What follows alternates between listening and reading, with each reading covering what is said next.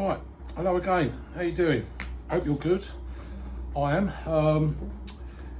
I would like to show you this evening what it is 6:15 here in West London, Denham, on November the 26th, 2024. Not getting Christmassy yet. Got to wait until December.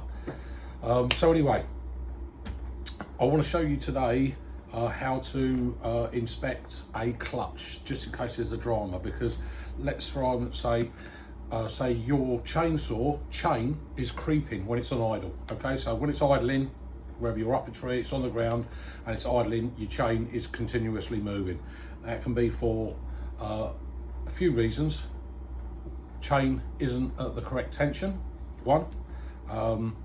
Your idle speed isn't set correctly, two.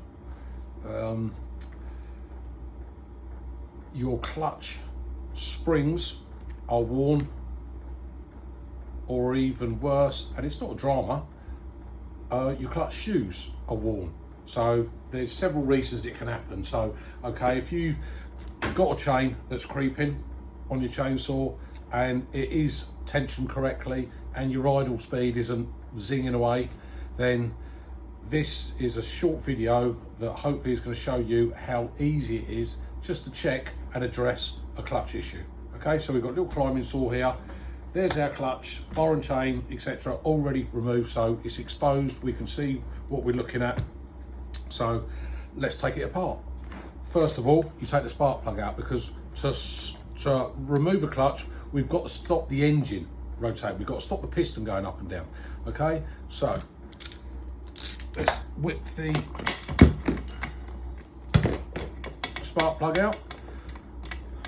When this isn't what I'm showing you today, but when you buy a spur sprocket for a Stihl chainsaw, not all of them, but some, this one in particular, you get what is known as a piston stop, and they're specific to individual machines. There's some that are interchangeable, but they're specific to individual machines. This is a piston stop for this machine. I'll show you how to use it.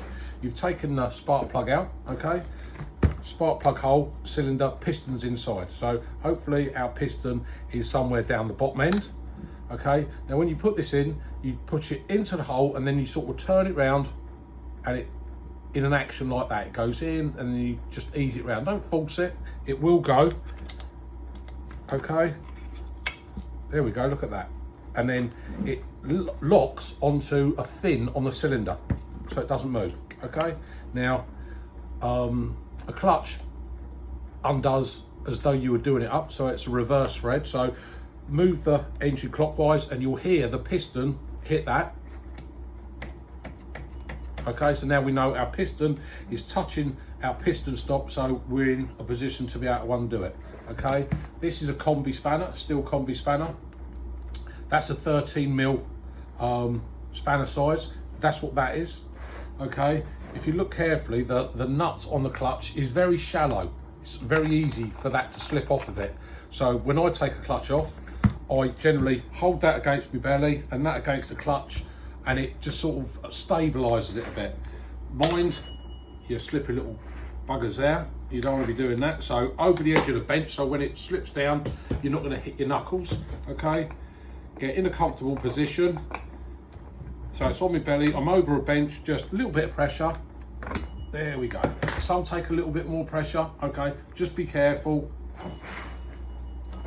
There, one clutch removed, all right? So let's get our little chainsaw out of the way. Now, I've done this 5 times tonight, so I should be getting really good at it. I've already removed a clutch spring, okay? So let me just show you. I'll put this back. I'm going to do this again later for your benefit. Okay, now that is a Stihl tuning screwdriver that you usually get, not so much now with Mtronics, but when you buy a new chainsaw, you get a spanner and a tuning screwdriver in it. Okay, now when you're removing your clutch springs from your clutch shoe, just get your little screwdriver in underneath that. I would maybe suggest gloving the hand that you're working towards, just in case you slip. Okay, I've slipped on numerous occasions and sworn, so I'm just going to do it now. Hopefully you'll be able to zoom in on this, but just to show you how easy it is, That's it, one edge off, and then the other side off. There's your clutch spring removed. Now what connects your clutch spring to your clutch shoe is that little hook there, okay, the end of your spring. Now if it's normally the springs wear first, you'll be able to say inside that hook there'll be a wear mark. It will be thinner than just what comes into contact with a clutch shoe wears. So it makes the clutch spring seem longer. That's why your clutch is spinning. Okay, so inspect that. If they're worn, they're about 90 pence each to replace. 3 9's 27. I did do maths at school. If, on the other hand, it's worse than that and it is your clutch shoe, 3 shoes, 1, 2, 3. Okay, I'm going to pop this. This is a rubbish clutch. Okay, so let's get that spring out of there without stabbing myself. Now, your clutch shoes, if you can see them, I've done a drawing. Poor. Right, now the circle that I'm pointing at there, the black bit is a clutch shoe, the circle is the spring, where the spring goes through.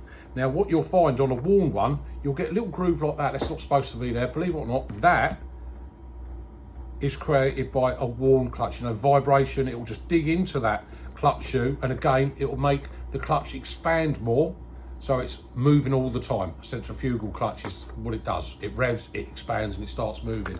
So if that is there and that's worn, it's going to do that without even revving it. That's why it will be creeping when it's on idle. Okay, so inspect our shoe. If that's worn, then we put a new clutch in it. If it isn't, then we just replace all the springs. And the springs, we've taken all 3 springs out now, replaced them with 3 brand spanking new ones. To replace them, easy, just put one side in the hole, then you've got this beauty little tool. You just hook onto the other part of the clutch spring. With your thumb, you're pushing against, gently pushing against the spring. With this hand, you're stretching it into that hole. You'll hear it click. Might have done, hopefully. And there it is. That's as easy as that to replace a clutch spring. Obviously, the bigger the clutch is, the stronger the springs are. But as long as you're careful, i.e. if you've got a glove on, wear it. If you've got a glove on, you are wearing it. If you've got a glove, pop it on. Just, you know, that's a sharp little bugger.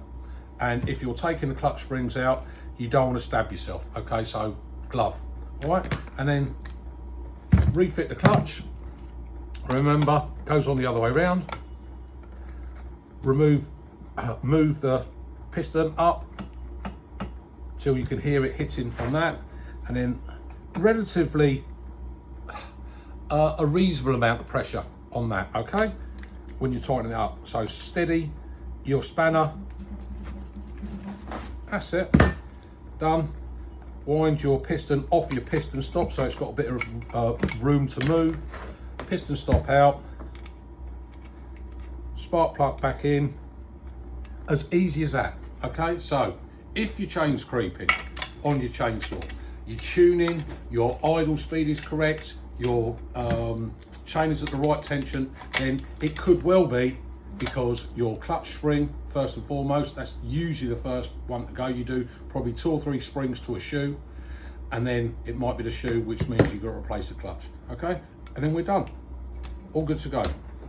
Okay, and by the way, lastly, if this video or videos that I'm doing have helped you, hit the old like symbol, and who knows, maybe even subscribe at some point, because I'd like to carry on doing these to help you guys out. So fingers crossed. All right, take it easy. Cheers.